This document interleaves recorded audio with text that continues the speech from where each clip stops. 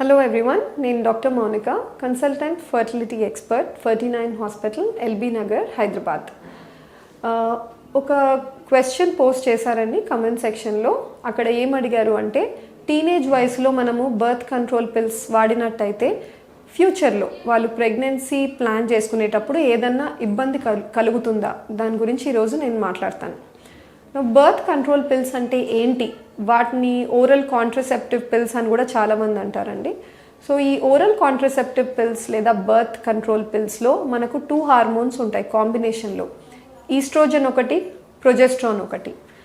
ఈ estrogen progesterone కాంబినేషన్లో మనం డైలీ బేసిస్లో period 2nd or 3rd day నుంచి కంటిన్యూస్గా తీసుకున్నప్పుడు ఏమవుతుందంటే, తనకు ఆ మంత్లో మాత్రమే ఒక ఎగ్ పెరుగుదల ఉండదు.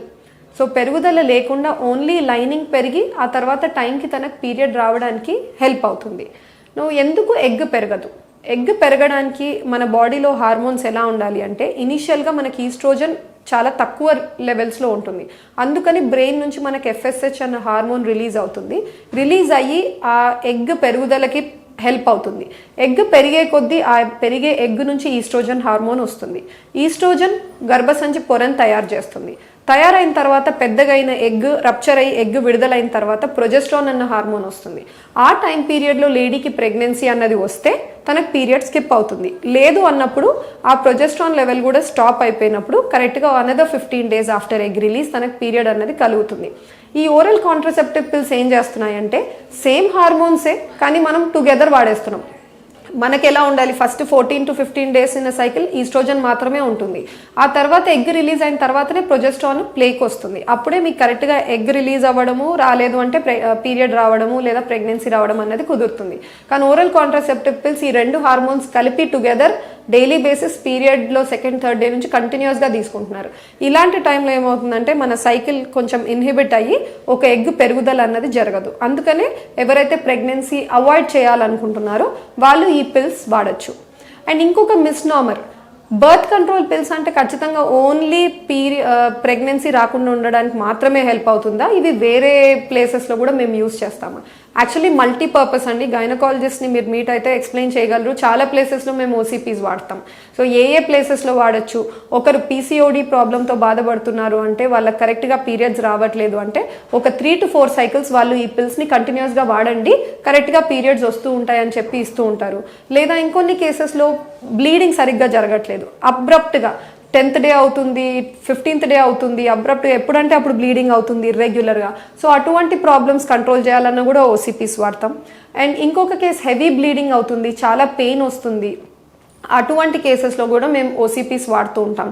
సో ఇలా OCPsకి ఓన్లీ ప్రెగ్నెన్సీ స్టాప్ చేయడానికే కాకుండా మల్టీపర్పస్కి చాలామంది వాడతారండి. అందుకనే OCP రోల్ ఓన్లీ పెళ్ళైన తర్వాతనే వాడతారని ఏం లేదు. టీనేజ్ వయసులో వాడచ్చు, వేరే రీజన్స్కి వాడచ్చు. చాలా elderly age group family complete అయిన తర్వాత కూడా ఏదైనా ప్రాబ్లమ్స్ ఉన్నాయి, ఈ బ్లీడింగ్ టెండెన్సీస్ అంటే కూడా వాడుతూ ఉంటారు. ఇలా OCPs వాడినప్పుడు వాటి లైఫ్ సైకిల్, ఇవన్నీ hormonal pills. When I say hormonal pills, వాటికి లైఫ్ స్పాన్ ఎక్కువ ఉండదు. అంటే బాడీలో ఎక్కడో లివర్లో పోయి డిపాజిట్ అయిపోవడం, కిడ్నీలో పోయి డిపాజిట్ అయిపోయి స్టోర్స్ తయారు చేసుకోవడం, అటువంటి కాన్సెప్ట్ ఉండదు. They get washed out from our system on a daily basis.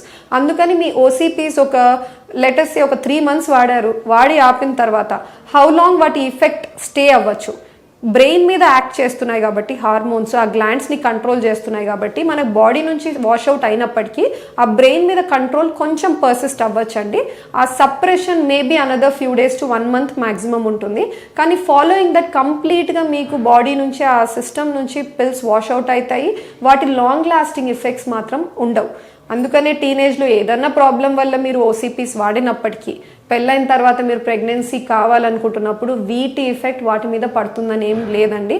కానీ ఎందుకు వాడారన్నది it is more important. PCOD కోసం వాడారా, వేరే రీజన్స్ ఏమన్నా, ఎగ్స్ బాగా తక్కువ ఉన్నాయి, బై బర్త్ పీరియడ్స్ అన్నవి రావట్లేదు, సో మేము టాబ్లెట్స్ ఇచ్చి ఎంకరేజ్ చేసి పీరియడ్స్ తెప్పిస్తున్నామా? సో ఆ రీజన్ ఇంపార్టెంట్, దేనికి OCPs వాడారన్నది. దానికి బేరింగ్ ఉండొచ్చు ఫ్యూచర్లో మీరు ప్రెగ్నెన్సీ ప్లాన్ చేసేటప్పుడు. అప్పుడు మళ్ళీ కన్సల్టెంట్ ఎవరైతే ఇన్ఫర్టిలిటీ స్పెషలిస్ట్ ఉన్నారో మొత్తం రీఎవాల్యుయేట్ చేస్తారు. మీ యూట్రస్ గురించి, మీ ఓవరీస్ గురించి, అంత మెన్స్ట్రువల్ హిస్టరీ గురించి తీసుకొని మీకు అప్రోప్రియేట్ సజెషన్ అండ్ ట్రీట్మెంట్ అనేది ప్రొవైడ్ చేస్తారు. Thank you.